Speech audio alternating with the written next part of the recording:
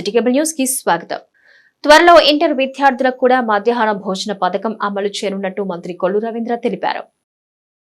తల్లిదండ్రులు ఉపాధ్యాయుల అనుసంధానంతో విద్యార్థుల భవిష్యత్తు తీర్చిదిద్దేందుకే మెగా పేరెంట్స్ డే ఏర్పాటు చేసినట్టుగా రాష్ట్ర గనులు భూగర్భ వనరుల ఎక్సైజ్ శాఖ మంత్రి కొల్లు రవీంద్ర అన్నారు. మున్సిపల్ గర్ల్స్ పార్క్ హై స్కూల్లో మెగా పేరెంట్స్ డే కార్యక్రమంలో మంత్రి ముఖ్య అతిథిగా పాల్గొన్నారు. ఈ సందర్భంగా మంత్రి రవీంద్ర మాట్లాడుతూ తల్లిదండ్రులను ఎల్లప్పుడూ గౌరవించాలని విద్యార్థులకు సూచించారు. త్వరలో ఇంటర్ విద్యార్థులకు కూడా మధ్యాహ్న భోజనం పథకం అమలు చేయనున్నట్టు మంత్రి తెలిపారు. ఇన్నోవేషన్స్ కోసం మచిలీపట్నం నేషనల్ కాలేజ్ లో త్వరలో గ్లోబల్ క్యాపబిలిటీ సెంటర్ ఏర్పాటు చేయనున్నట్లు మంత్రి తెలిపారు. 2025 జనవరి 2-3 తేదీల్లో మచిలీపట్నంలో యువ కెరటాల కార్యక్రమం నిర్వహించనున్నట్లు తెలిపారు. అనంతరం మంత్రి తల్లిదండ్రులచే తమ పిల్లల్ని ప్రతిరోజు బడికి పంపుతామని ప్రతిజ్ఞ చేయించారు. ఆర్టీసీ చైర్మన్ కొనకళ్ల నారాయణరావు మాట్లాడుతూ విద్యార్థులకు మంచి భవిష్యత్ ఇవ్వడంలో తల్లిదండ్రులు ఉపాధ్యాయులు ప్రధాన పాత్ర పోషిస్తారని, అందుకే తల్లిదండ్రులు ఉపాధ్యాయులతో ప్రభుత్వం ఆత్మీయ సమావేశం ఏర్పాటు చేసిందన్నారు. డీఈఓ పీవీజే రామారావు ఈ సందర్భంగా తల్లిదండ్రులకు వివిధ పోటీలు నిర్వహించగా విజేతలకు మంత్రి బహుమతులు అందజేశారు. ఈ కార్యక్రమంలో DEO PVJ Ramarao, Janasena incharge Bandi Ramakrishna, BJP incharge Sodisetti Balaji, school management committee chairperson Adilakshmi, MEO Durgaprasad, ప్రధానోపాధ్యాయుడు B Ramakrishna, DMHO doctor G Geethabai, division TDP incharge Rambabu తదితరులు పాల్గొన్నారు. చిన్నప్పుడు చెప్పేవాళ్ళు, కానీ చదువుకున్నా కాబట్టి కొంత లోక జ్ఞానం తెలిసింది. ఇవాళ చదువు అనేది చాలా ఇంపార్టెంట్. చదువు యొక్క గొప్పదనం ఏంటనేది నేను తర్వాత మళ్ళీ లా కూడా చేసుకున్నా అంతా. ఎందుకంటే సమాజంలో జరుగుతున్నటువంటి అంశాలు తెలియాలంటే విద్య చాలా ప్రధాన పాత్ర పోషిస్తుంది. పిల్లలు చదువుతూ తల్లిదండ్రులు కూడా చదువుకుని డిగ్రీలు కట్టిన వాళ్ళు చాలామంది ఉన్నారు. ప్రైవేట్గా డిగ్రీలు కట్టుకున్నాయి డిస్టెన్స్ ఎడ్యుకేషన్లో. అలా మీరు ప్రయత్నం చేయొచ్చు. పిల్లలకి చదువు చెప్పుకోవచ్చు, మనం కూడా కొంత చదువుకోవచ్చు. తద్వారా మనం కూడా కొంత నాలెడ్జ్ గెయిన్ చేయడానికి అవకాశం వస్తుంది. అయితే ఇవాళ మనం ఇన్ఫ్రాస్ట్రక్చర్ కూడా ప్రైవేట్ స్కూల్స్కి తగ్గకుండా మనం ఇన్ఫ్రాస్ట్రక్చర్ కూడా ప్రభుత్వం ఏర్పాటు చేస్తుంది. మధ్యాహ్న భోజన పథకం పూర్తి స్థాయిలో చాలా పకడ్బందీగా ఏర్పాట్లు చేస్తున్నాం. మొన్ననే గౌరవ ముఖ్యమంత్రి గారు, ఎందుకంటే 10th క్లాస్ ఎందుకని మధ్యాహ్న భోజనం అన్న నందమూరి తారక రామారావు గారు ఫస్ట్ టైం ఈ మధ్యాహ్న భోజనం పథకం పెట్టడానికి గల కారణం ఎందుకనంటే, మనం పిల్లలు ఇంటికి వెళ్ళడం లేకపోతే తల్లిదండ్రులు మరి భోజనాని కోసం వాళ్ళు పెట్టలేకపోవడం, పంపించకపోవడం ఇలాంటివి జరుగుతున్నాయి. అదే స్కూల్లోనే భోజనం పెడితే పిల్లలు ఎక్కడ కూడా డిస్టర్బ్ అవ్వరని చెప్పి ఆ రోజు ఎన్టీ రామారావు గారు ఫస్ట్ టైం ఆంధ్రప్రదేశ్ రాష్ట్రంలో మధ్యాహ్న భోజన పథకాన్ని తీసుకురావడం, దాన్ని ఇవాళ మనం కూడా కొనసాగించుకుంటున్నాం. ఇదే కాదు, మొన్ననే ప్రభుత్వం ఫస్ట్ టైం తీసుకుంది. ఇంటర్మీడియట్లో కూడా ఫస్ట్ టైం మధ్యాహ్న భోజన పథకాన్ని ఇవాళ ఆంధ్రప్రదేశ్ రాష్ట్రం అమలు చేసే కార్యక్రమాన్ని చేస్తూ ఉంది. ప్రధాన ఉద్దేశం డ్రాప్అవుట్స్ కాకూడదు. వాళ్ళు ఎంతవరకు చదువుకోవాలంటే అంతవరకు చదివించాలన్నదే గౌరవ ముఖ్యమంత్రి గారి యొక్క ఆలోచన. ఎందుకంటే ఇవాళ మనం చాలా తెలివైనటువంటి బ్రెయిన్ ఉన్నటువంటి వాళ్ళం మన తెలుగు వాళ్ళు. ఇవాళ ప్రపంచంలో ఏ దేశంకి వెళ్ళినా, ఏ మూల ప్రాంతానికి వెళ్ళినా మన తెలుగు వాళ్ళు ఉన్నారు. ఆనాడు ఇన్ఫర్మేషన్ టెక్నాలజీకి పునాది వేసింది నారా చంద్రబాబు నాయుడు గారు. దానివల్ల ఇవాళ ప్రపంచంలో ఏ దేశానికి వెళ్ళినా మన వాళ్ళు అక్కడ ఉద్యోగాలు ఉన్నారు. మనం చూసాం, మొన్న చంద్రబాబు నాయుడు గారు అపోజిషన్లో ఉన్నప్పుడు ఆయన అరెస్ట్ చేయడం జరిగింది. అరెస్ట్ చేస్తే మమ్మల్ని ఎవరిని కూడా బయటికి రానివ్వలే. కానీ దాదాపు 100 దేశాల్లో బయటకు వచ్చి ఆయన కోసం పోరాటం చేశారంటే ఆయన వేసినటువంటి పునాది వల్ల ఇవాళ వాళ్ళు వెళ్ళి అక్కడ కోటీశ్వరులు అవుతున్నారనేది ఈ సందర్భంగా మీకు గుర్తు చేస్తూ ఉన్నా. వాళ్ళ ఆ గ్రాటిట్యూడ్ చూపించుకున్నారు అక్కడ. ఆయన వల్ల మేము ఈ స్థాయికి వచ్చాం, వారు ఇచ్చినటువంటి బాట వల్ల మేము ఈ స్థాయికి వచ్చామని చెప్పి వాళ్ళు చెప్పుకుంటూ ఉన్నారు.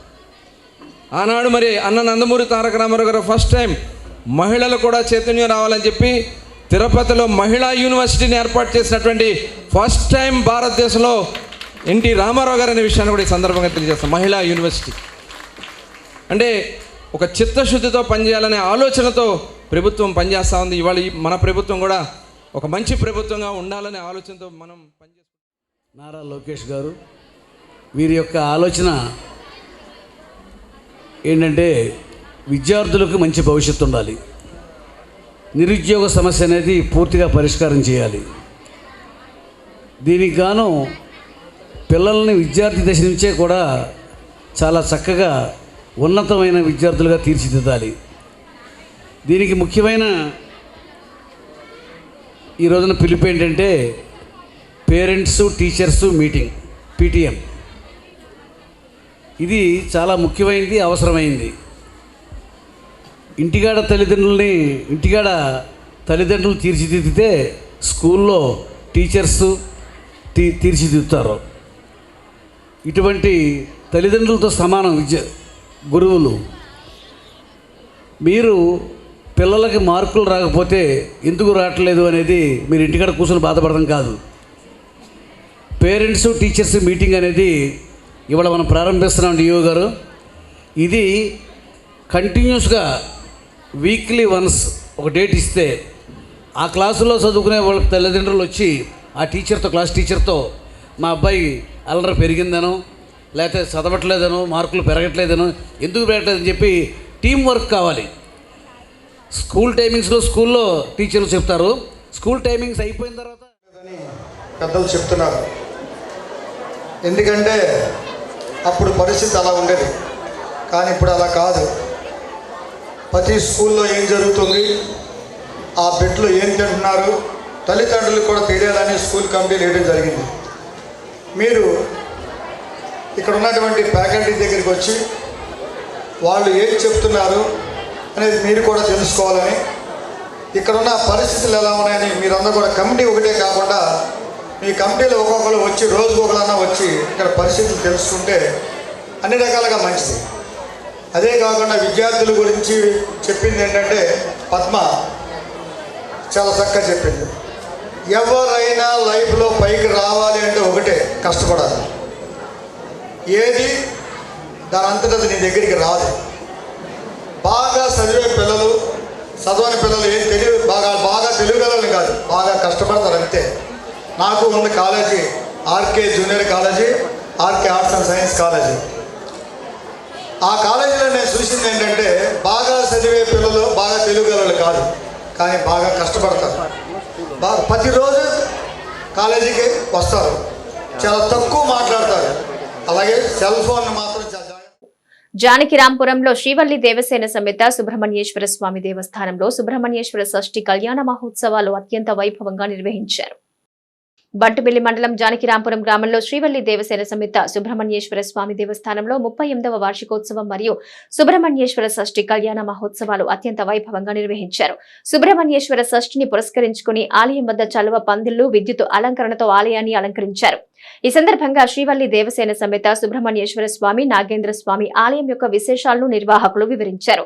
1986 సంవత్సరంలో శ్రీ సుబ్రహ్మణ్యేశ్వర స్వామి ఆలయాన్ని నిర్మించి ప్రతి సంవత్సరం షష్ఠి వేడుకలు ఘనంగా నిర్వహించి భారీ ఎత్తున అన్నదాన కార్యక్రమాలు కూడా నిర్వహిస్తున్నామని ఆలయం వద్ద గోశాల ఏర్పాటు చేసినట్లు తెలిపారు.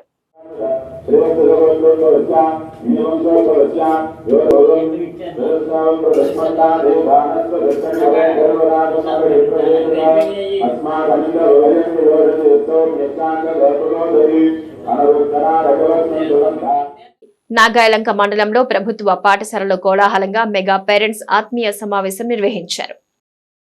నాగాయలంక మండలంలో ప్రభుత్వ పాఠశాలలో కోలాహలంగా మెగా పేరెంట్స్ ఆత్మీయ సమావేశం నిర్వహించారు. విద్యార్థుల చేత ఆటలు, రంగవల్లులు, అదేవిధంగా పేరెంట్స్ ఆటలు తదితర కార్యక్రమాలు నిర్వహించారు. అనంతరం భక్తులు మాట్లాడుతూ పిల్లల పట్ల ఉపాధ్యాయులతో పాటు తల్లిదండ్రులు కూడా పిల్లల పట్ల బాధ్యత తీసుకోవాలని, అప్పుడే పిల్లలు సరైన మార్గంలో ఉన్నత స్థాయికి చేరతారని అన్నారు. ఎల్లప్పుడూ ఉపాధ్యాయులకు అందుబాటులో ఉండి ఎప్పటికప్పుడు విద్యాభ్యాసంలో ఎదురవుతున్న సమస్యల్ని పరిష్కరించుకోవాలని కోరారు. నాగాయలంక మండలం జెడ్పీ పాఠశాలలో ముఖ్య అతిథిగా నాగాయలంక ఎస్ఐ కె రాజేష్, నాగాయలంక ప్రాథమిక పాఠశాలలో ముఖ్య అతిథిగా తహసీల్దార్ ఎం హరినాథ్ బాబు, మండల విద్యాధికారి టు అన్నపరెడ్డి రామారావు పాల్గొని మాట్లాడారు. అనంతరం విద్యార్థులు, వారి తల్లిదండ్రులు, ఉపాధ్యాయులు కలిసికట్టుగా సహపంక్తి భోజనాలు నిర్వహించారు. మీరు ఇక్కడ టీచర్స్, అలాగే వివిధ శాఖలకు సంబంధించిన అధికారులు కానీ, అలాగే పిల్లలు, అలాగే పేరెంట్స్, వీళ్ళందరితో కూడా ఒక ఆత్మీయ సమావేశం. ఇప్పుడు మన సెక్రటరీ గారు చెప్పారు కదా, ఆ రకంగా ఏంటంటే పిల్లల ఎదుగుదలకు సంబంధించి కానీ, మీకు ఇక్కడ పెట్టే పోషకాహారం కానీ, తిండి, అట్లాగే ఏ రకంగా క్లాసులు జరుగుతున్నాయి, వాటి వల్ల మీరేమన్నా పేరెంట్స్ ఏమైనా ఒక రకమైన ఏమైనా ఇబ్బందులు కానీ ఎదుర్కోవడం కానీ, మీ ఇంటి దగ్గర ఈ పిల్లల టైమింగ్స్ గురించి మీకేమన్నా చిన్న వ్యవహారం అట్ట ఏమైనా ఉంటే దాని గురించి ప్రిన్సిపల్ గారితో మాట్లాడుకోవడం, అలాగే ఇక్కడ ఏదన్నా మీకు ఏదైనా సెక్యూరిటీ పరంగా, ముఖ్యంగా ఇక్కడ ఏదైనా ఆడపిల్లల్ని ఏదైనా ఏడిపించడాలు, ఏదన్నా ఎవరైనా మిస్బిహేవ్ చేయడాలు, అలాంటివి ఏమైనా ఇష్యూస్ కానీ ఉన్నా, అలాగే మీరు పేరెంట్స్, అలాగే పిల్లలు, టీచర్స్, వీళ్ళ మధ్యలో ఏదైనా కోఆర్డినేషన్ కోసం ఒక ప్రయత్నం చేస్తున్నాం. మలకపట్నంలోని ఎల్ఈఎఫ్ చర్చిలో సెమీ క్రిస్మస్ ఆరాధన కార్యక్రమం ఈ నెల 8వ తేదీ ఆదివారం నిర్వహిస్తున్నట్లు తాంటిపూడి ప్రభాకర్ రావు తెలిపారు. క్రీస్తు జన్మదినాన్ని జ్ఞాపకం చేసుకుంటూ క్రైస్తవ సమాజం ఈ నెలంతా సెమీ క్రిస్మస్ ఆరాధన జరుపుకుంటారని నేపథ్యంలో మలకపట్నంలోని ఎల్ఈఎఫ్ చర్చిలో సెమీ క్రిస్మస్ ఆరాధన కార్యక్రమం ఈ నెల 8వ తేదీన ఆదివారం నిర్వహిస్తున్నట్టుగా తాంటిపూడి ప్రభాకర్ రావు తెలిపారు. ఈ సందర్భంగా పలువురు దైవ సేవకులు దేవుని వ్యాఖ్యాన్ని వివరిస్తారని తెలిపారు. సెమీ క్రిస్మస్ ఆరాధన కార్యక్రమంలో పలువురు ఆత్మీయ సాహిత్య విలువలు కలిగిన గీతాలు ఆలపించి సాంస్కృతిక కార్యక్రమాలు ప్రదర్శిస్తారని, పెద్ద సంఖ్యలో విశ్వాసులు ఈ కార్యక్రమంలో పాల్గొనాలని తాంటిపూడి కోరారు. ఇది క్రిస్మస్ సమయం. ప్రపంచమంతా కూడా క్రిస్మస్ సంబరాలు ప్రారంభమయ్యే దినాలు. డిసెంబర్ 25న క్రిస్మస్ ప్రపంచవ్యాప్తంగా జరుపుకుంటారు. ఈ సందర్భంలో దేశంలో విద్యాలయాల్లో అనేక చర్చెస్లో క్రిస్మస్ ఆరాధనలు జరుపుకుంటూ ఉన్నారు. అదేవిధంగా మానవ శాంతి కొరకు, లోక రక్షణ కొరకు యేసుక్రీస్తు ప్రభు ఈ లోకానికి దేవుడే మానవుడైన ఈ సందర్భంగా మరి ఎల్ఈఎఫ్ చర్చ్ మచిలీపట్నంలో, అనగా మల్కాపట్నం మచిలీపట్నంలో ఆదివారం సాయంకాలం 6 గంటలకు క్రిస్మస్ పాటల ఆరాధన జరుగును. మిమ్మల్ని అందరినీ కూడా ప్రేమపూర్వకంగా ఆహ్వానిస్తూ ఉన్నాము. మీ ప్రేమాభిమానాలు, యేసుప్రభు యొక్క దీవెనలు, శాంతి సమాధానం మీకు దొరకాలని మా యొక్క అభిలాష ఉన్నది. మరి సండే స్కూల్ చిల్డ్రన్, పిల్లలు, పెద్దలు, యువకులు దేవుని యొక్క మంచి పాటలు, క్యారల్స్ పాడతారు. చిన్నపిల్లలు కూడా క్రీస్తు యేసు ప్రభు యొక్క జననం గురించినటువంటి గొప్ప డ్రామా కూడా వేస్తారు. గుంటూరు నుంచి దైవజనులు LF senior evangelist Peter Paul గారు దైవ వర్తమానం అందిస్తారు. కనుక మీరు తప్పక ఇచ్చేసి వీక్షించి ప్రభు యొక్క దీవెన పొందాలని. నాగాయలంక మండలం శ్రీవల్లి దేవసేన సమేత సుబ్రహ్మణ్యేశ్వర స్వామి దేవాలయంలో స్వామివారికి ప్రత్యేక పూజలు నిర్వహించారు. సుబ్రహ్మణ్య షష్ఠి పురస్కరించుకుని స్వామివారికి అభిషేకాలు, పాలు, తేనె, పంచదార మొదలగు సుగంధ ద్రవ్యాలతో స్వామివారికి అభిషేకాలు నిర్వహించారు. దేవస్థానం ప్రాంగణంలో కొలువై ఉన్న నాగపుట్టలకు పాలు పోసుకుని భక్తులు మొక్కుబడులు తీర్చుకున్నారు. ఈ సందర్భంగా భక్తులకు అన్న వితరణ కార్యక్రమాన్ని నిర్వహించారు. విద్యార్థులపై తమకెంత బాధ్యత ఉందో తల్లిదండ్రులకు అంతే బాధ్యత ఉందని పలువురు ఉపాధ్యాయులు పేర్కొన్నారు. పెడన తల్లిదండ్రులు పిల్లలకు పాఠశాలలో ఏమి చెప్పారో తెలుసుకుంటూ సమయపాలన, క్రమశిక్షణ వంటి గుణాలు అలవర్చుకునేలా చూడాలని పలువురు ఉపాధ్యాయులు పేర్కొన్నారు. పట్టణ మరియు మండల పరిధిలోని పలు పాఠశాలలో పేరెంట్స్, టీచర్స్ ఆత్మీయ సమావేశం జరిగింది. ఈ సందర్భంగా ఉపాధ్యాయులు పిల్లల తల్లిదండ్రులకు పలు సూచనలు చేశారు. పిల్లల బంగారు భవిష్యత్తుకి బాట వేసేందుకు తమకెంత బాధ్యత ఉందో తల్లిదండ్రులకు అంతే బాధ్యత ఉందని వారు పేర్కొన్నారు. పట్టణంలోని బాంగ్లా హై స్కూల్లో జరిగిన కార్యక్రమంలో రిటైర్డ్ విశ్రాంత విద్యాశాఖ అధికారి మట్టా రాధాకృష్ణమూర్తి, హెచ్ఎం భాగ్యలక్ష్మి, కొత్త భూషణ్, ఉపాధ్యాయ సిబ్బంది, parents committee chairman, vice chairman తదితరులు పాల్గొన్నారు. డాక్టరేట్ అనేది లిటరసీ అంటే నా లిటరసీ తెలుగులో ఏమంటారు మేడం, మర్చిపోయాను. అక్షరాస్యతని తీయడానికి వచ్చింది, కానీ పూర్తి స్థాయి చదువు అనేది నా దగ్గర కూడా లేదు అని నేను అనుకుంటున్నానండి. అది ఏంటో కూడా మీకు చెప్తా. పూర్తి స్థాయి చదువు అనేది పేపర్ మీద ఉండదు, మన ప్రవర్తనలో ఉండేదే పూర్తి స్థాయి చదువు. మనం ఎంత డిసిప్లిన్డ్గా ఉన్నాం, తల్లిదండ్రుల్ని ఎలా రెస్పెక్ట్ చేస్తున్నాం, ఫ్రెండ్స్తో ఎంత పద్ధతిగా ఒడ్డిగా మాట్లాడుతున్నాం, ప్రతిదాన్ని ఎంత జాగ్రత్తగా హ్యాండిల్ చేస్తున్నాం, అది నిజమైన చదువు. అంటే పేపర్ మీద ఉండేది మాత్రం నిజమైన చదువు. అది అవసరమే, కానీ అది ఎప్పటికీ మిమ్మల్ని సంఘంలోనూ సమాజంలోనూ అందరి మధ్య గొప్ప స్థానాలకు తీసుకెళ్లేదు. తల్లిదండ్రులు కూడా పిల్లలకి ఇంట్లో కానీ ఇక్కడికి వచ్చినప్పుడు కానీ చెప్పాల్సిన అతి ముఖ్యమైన విషయాలు 2-3 విషయాలు ఉన్నాయండి. చాలా మందికి మన భాషలో చెప్పాలంటే కొంతమందికి ఎక్కువ. సుబ్రహ్మణ్య షష్ఠి సందర్భంగా హౌసింగ్ బోర్డ్ పార్క్ లో కార్పొరేటర్ జోగి చిరంజీవి ఆధ్వర్యంలో అన్నదాన కార్యక్రమాన్ని నిర్వహించారు. సుబ్రహ్మణ్య షష్ఠి సందర్భంగా హౌసింగ్ బోర్డులోని నగరపాలక సంస్థ పార్క్ లో 1వ డివిజన్ కార్పొరేటర్ జోగి చిరంజీవి ఆధ్వర్యంలో అన్నదాన కార్యక్రమాన్ని నిర్వహించారు. తొలుత పార్క్ ఆవరణలో నాగేంద్ర స్వామి పుట్ట వద్ద పూజలు జరిపి అన్నదాన కార్యక్రమాన్ని ప్రారంభించారు. ఇటువంటి సామూహిక కార్యక్రమాలు అందరిలో ఐక్యతను పెంపొందిస్తాయని ఈ సందర్భంగా వక్తలన్నారు. డివిజన్ పరిధిలోని పలువురు ఈ కార్యక్రమంలో పాల్గొన్నారు. శ్రీ సుబ్రహ్మణ్యేశ్వర షష్ఠి సందర్భంగా పాత హౌసింగ్ బోర్డు పార్కు వద్దగా ఉన్నటువంటి పుట్టనందు ఉదయం నుంచి కూడా ప్రత్యేకమైనటువంటి పూజా కార్యక్రమాలు అన్నీ కూడా జరిపించడం జరిగింది. అలాగే మాతృమూర్తులచే లలితా పారాయణం చేయటం, అలాగే వచ్చిన వారందరికీ కూడా అన్నప్రసాదం కూడా ఇక్కడ గొప్ప అన్న సమారాధన కూడా జరుగుతుంది. ఇట్లా భగవంతుడి అనుగ్రహంతో ప్రతి సంవత్సరం కూడా ఇది 4వ సంవత్సరం. ఆ భగవంతుడు ఆ యొక్క ఆశీస్సులతో మేము ఇది 4 సంవత్సరాల నుంచి కూడా ఈ అన్న సమారాధన కూడా భగవంతుని దయతో చేయగలగటం జరుగుతుంది. భగవంతుడు అందరినీ కూడా ఆయురారోగ్యాలతో అష్టైశ్వర్యాలతో ఆ భగవంతుడు అందరినీ కూడా కాపాడవలసిందిగా. ప్రతి సంవత్సరం నాగుల షష్ఠి సందర్భంగా ప్రతి సంవత్సరం కూడా చిరంజీవి గారు ఎంతో ఇదిగా ఏర్పాటు చేయడం జరుగుతుంది. ఎన్ని సంవత్సరం? 4-5 సంవత్సరం. ఇది 4వ సంవత్సరం కంటిన్యూస్గా ప్రతి సంవత్సరం కూడా షష్ఠి రోజున సుబ్రహ్మణ్య స్వామి దండం పెట్టుకుని పూజ చేయించి అందరికీ ఆశీర్వాదం ఉండాలనే కోరికతో ఈ ఏర్పాటు చేయడం జరుగుతుంది. చాలా సంతోషం. ఇది మన అదృష్టంగా. విద్యాభివృద్ధికి కూటమి ప్రభుత్వం విద్యాశాఖ మంత్రి నారా లోకేష్ ఎంతో కృషి చేస్తున్నారని ఎమ్మెల్యే కాగిత కృష్ణప్రసాద్ అన్నారు. విద్యా అభివృద్ధికి కూటమి ప్రభుత్వం విద్యాశాఖ మంత్రి నారా లోకేష్ ఎంతో కృషి చేస్తున్నారని ఎమ్మెల్యే కాగిత కృష్ణప్రసాద్ అన్నారు. పెడన మండల పరిధిలోని పెనుమల్లి జిల్లా పరిషత్ హైస్కూల్లో నందు పేరెంట్స్ టీచర్స్ ఆత్మీయ సమావేశంలో ముఖ్య అతిథిగా పాల్గొని ఎమ్మెల్యే కాగిత కృష్ణప్రసాద్ ఉపాధ్యాయులకు తల్లిదండ్రులకు పలు సూచనలు చేస్తూ విద్యార్థులను ఉద్దేశించి ప్రసంగించారు. ఈ కార్యక్రమంలో ఉపాధ్యాయ సిబ్బంది తదితరులు పాల్గొన్నారు. సమాజాన్ని భాగస్వాములు చేస్తేనే ఈ రాష్ట్రం ముందుకెళ్తున్న లక్ష్యంతో పనిచేసినటువంటి వ్యక్తి నారా చంద్రబాబు నాయుడు గారు. అందులో భాగంగానే ఈరోజు విద్యలో కూడా అందరి యొక్క భాగస్వామ్యం ఉండాలనే లక్ష్యంతో ఈ రోజు ఈ కార్యక్రమం చేపట్టడం జరిగింది. గౌరవనీయులు మా యువ నాయకులు విద్యాశాఖ మంత్రి నారా లోకేష్ బాబు గారి గురించి మీ అందరికీ చెప్పాల్సిన అవసరం లేదు.